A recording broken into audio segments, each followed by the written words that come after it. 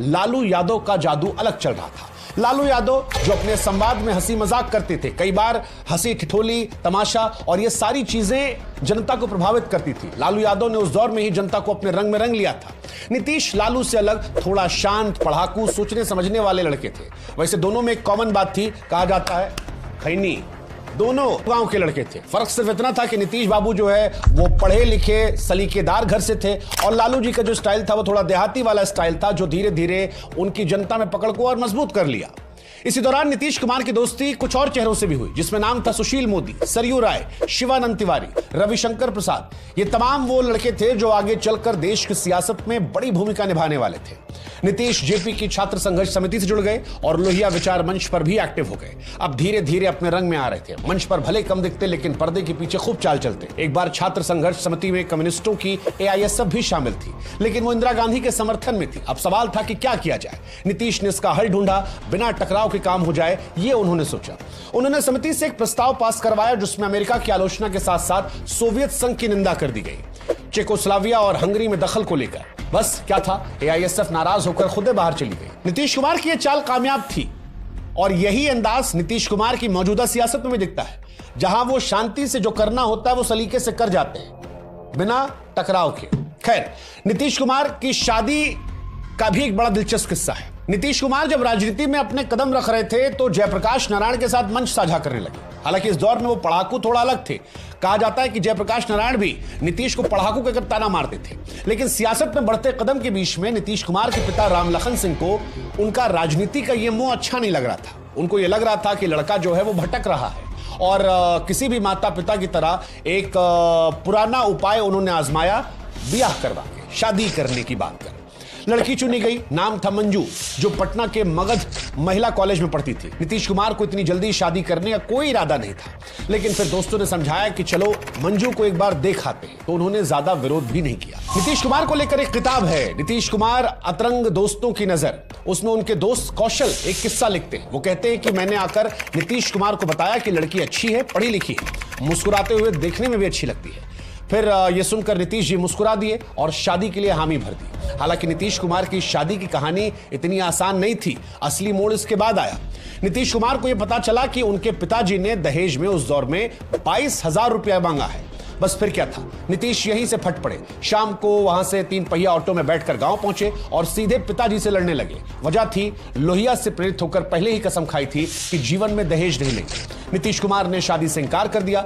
बाद में मामला बिगड़ने ही वाला था कि तभी उनके दोस्त बीच में आए और लड़की के घर वालों से साफ साफ कह दिया कि कोई दहेज नहीं लिया जाएगा, कोई तिलक भात नहीं होगा, शादी अगर होगी तो बस एक साधारण कोर्ट मैरिज। नीतीश कुमार ने खुद भी संदेश भिजवाया कि मैं लोहिया का शिष्य हूं, मेरी जिंदगी विचारों पर चलती है, आप चाहें तो दोबारा सोच सकते हैं, आपको यह रिश्ता मंजूर है या फिर नहीं।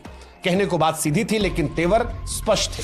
शादी का नया कार्ड छपा और उस कार्ड पर लिखा गया कि यह शादी तिलक दहेज शोषण युक्त है, कुप्रथाओं से मुक्त है। 1973 में 22 साल की उम्र में नीतीश कुमार की शादी मंजू जी से करा दी गई, बिना शोर शराबे के, सिर्फ विचारों की बुनियाद पर। नीतीश जी की शादी के बाद उनकी पर्सनल लाइफ बढ़िया चल रही थी, लेकिन देश का माहौल 1974 में गर्म हो गया था। इंदिरा गांधी की सरकार पर भ्रष्टाचार के आरोप लग रहे थे। जयप्रकाश नारायण सड़कों पर उतर चुके थे और देश भर के छात्र जेपी के साथ जुड़ने लगे थे। नीतीश, जिन्हें जेपी मजाक में पढ़ाकू कहते थे, वो भी इनके साथ थे।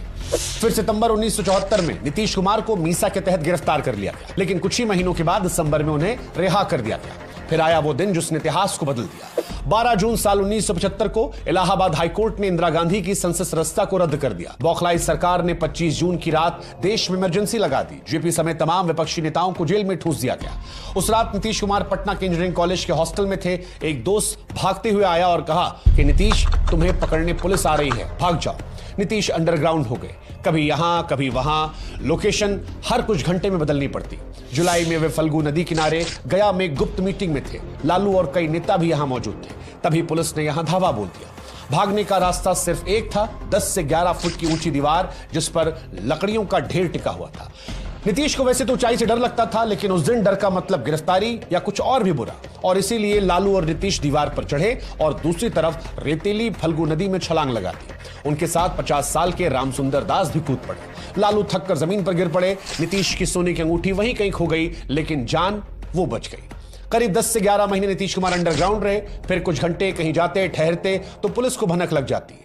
इसके बाद साल 1976 की गर्मियों में एक मीटिंग थी भोजपुर जिले में नेता राम इकबाल सिंह के यहाँ। मीटिंग गांव के बाहर होनी थी। अलर्ट रहने की जिम्मेदारी नीतीश के दोस्त को दी गई, लेकिन उसी वक्त दोस्त के बेटा बीमार पड़ गया और दूसरा व्यक्ति लग गया जिसने लापरवाही की। पुलिस को खबर मिली। जैसे ही मीटिंग चली, पुलिस पहुंची और एक सिपाही ने नीतीश कुमार की कनपटी पर बंदूक रख दी। पुलिस वाला खुद घबराया था। इलाका उस दौर में इमरजेंसी विरोधियों का था, कुछ भी हो सकता था। लेकिन तब नीतीश ने धीरे से उसकी बंदूक हटाई और बड़े प्यार से कहा कि सुनो, इसकी जरूरत नहीं है, जहां मर्जी वहां ले चलो। नीतीश कुमार गिरफ्तार हो गए। पहले उन्हें बक्सर जेल ले जाया गया, लेकिन वहां पर उनकी लोकप्रियता कुछ लोगों को खटकने लगी। फिर फैसला हुआ कि भागलपुर सेंट्रल जेल ले जाया जा रहा था। तब ट्रेन पटना पर हुई, बारिश हो रही थी। अगली ट्रेन जो है वो सुबह की थी।